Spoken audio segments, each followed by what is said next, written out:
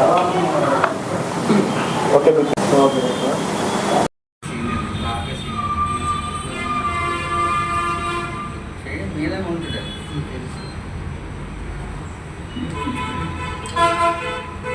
అందరికి నమస్తే. వెంకటగోపి, ఆంధ్రప్రదేశ్ ఏబీవీపీ రాష్ట్ర కార్యదర్శి. అఖిల భారతీయ విద్యార్థి పరిషత్ 43వ రాష్ట్ర మహాసభలు అంగరంగ వైభవంగా విశాఖపట్నంలోని ఏయూ గ్రౌండ్స్లో జరుపుకోవడం జరిగింది.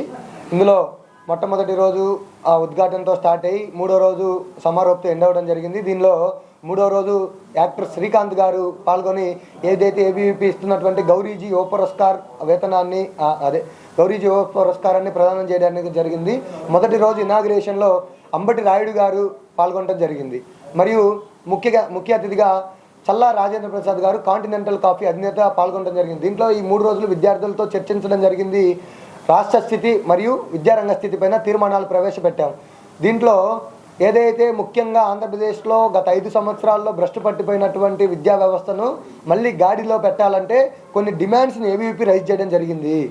మీరు అన్నట్లు తల్లికి వందనం కార్యక్రమాన్ని వెంటనే అమలు చేయాలని, మరియు దాంతోపాటుగా ఏదైతే ఏకోపాధ్యాయ పాఠశాలలు 9000 ఏకోపాధ్యాయ పాఠశాలలు ఒక్కొక్క టీచర్తో జరుగుతున్నాయి, వీటన్నిటినీ త్వరగా డిఎస్సి ప్రకటించారు. దాని యొక్క సిస్టమ్ ఏదైతే ప్రాసెస్ ఉందో దాన్ని స్టార్ట్ చేసి త్వరగా పోస్టింగ్ ఇస్తే మళ్ళీ పూర్వవైభవం విద్యా వ్యవస్థకు ఆంధ్రప్రదేశ్లో వస్తుంది.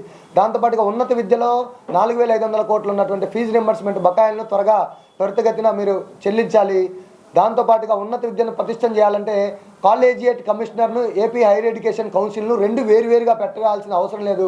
కేవలం 80,000 మంది మాత్రమే కాలేజియేట్ కమిషనర్ లెక్కలో డిగ్రీలో జాయిన్ అవుతా ఉంటే 2 సిస్టమ్స్ పెట్టి ఇబ్బంది పెట్టాల్సిన అవసరం లేదు. ఏదైనా మెర్జ్ చేసి ఒక సిస్టమ్ పెడితే మాత్రమే జరుగుతుంది. ఎందుకంటే హైయర్ ఎడ్యుకేషన్ అనేది పూర్తిగా విఫలమైనటువంటి సంస్థగా చెప్తా ఉన్నాం.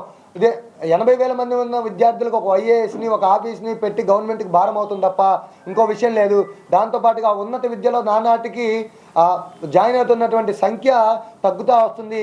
దీన్ని చూస్తూ ఉంటే ఆంధ్రప్రదేశ్లో విద్య కనుమరుగైపోయే పరిస్థితి కనబడుతుంది. కాబట్టి ఇప్పటికైనా లోకేష్ గారు, విద్యాశాఖ మంత్రి గారు దీనిపైన దృష్టి సారించి జీవో నెంబర్ 77ను కూడా రద్దు చేసి పీజీ చదవాలనుకుంటున్నటువంటి విద్యార్థులకి దోహదపడాల్సిందిగా కోరుతా ఉన్నాం.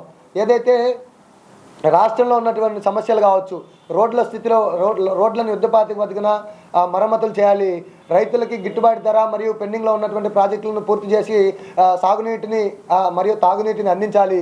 అంతేకాకుండా ఏదైతే డ్రిప్ ఇరిగేషన్ డ్రిప్ సబ్సిడీని ఆపేశారో గత ప్రభుత్వం, దాన్ని మీరు అమలు చేసి రైతులకు తోడ్పడాల్సిందిగా కోరుతా ఉన్నాం.